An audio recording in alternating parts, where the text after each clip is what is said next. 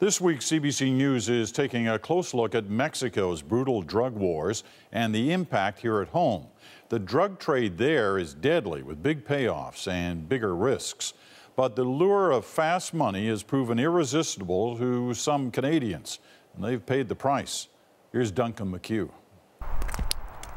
In icy northern British Columbia, a father is still wondering what happened to his son in a Mexican resort town.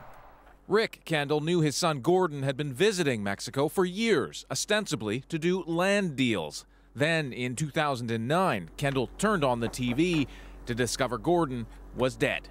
He obviously stepped on somebody's toes. What it was related to, I don't know. Gordon KENDALL and Jeffrey Ivans were murdered in a condo in Puerto Vallarta, shot several times at close range.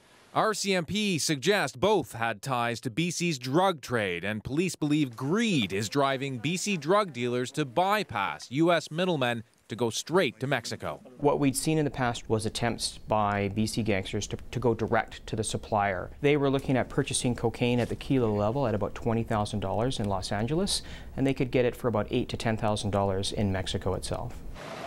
But in the midst of a drug war that's claimed an estimated 50,000 lives in Mexico in the past 6 years, the risks are high for Canadian drug traffickers.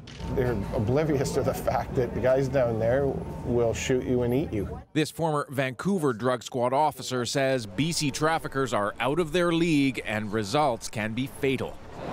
3 members of a notorious BC gang have been killed in Mexico since 2008. That shows you how naive these gangsters up here are. They think they can go down there and play ball with those guys.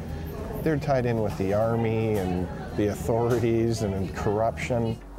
Meanwhile, Rick KENDALL has little more than an autopsy report in Spanish and advice for anyone chasing drug profits in Mexico. Say your goodbyes, because there's a very good chance your family is going to hear on TV of your demise. He has yet to be told by any officials the details of his son's death.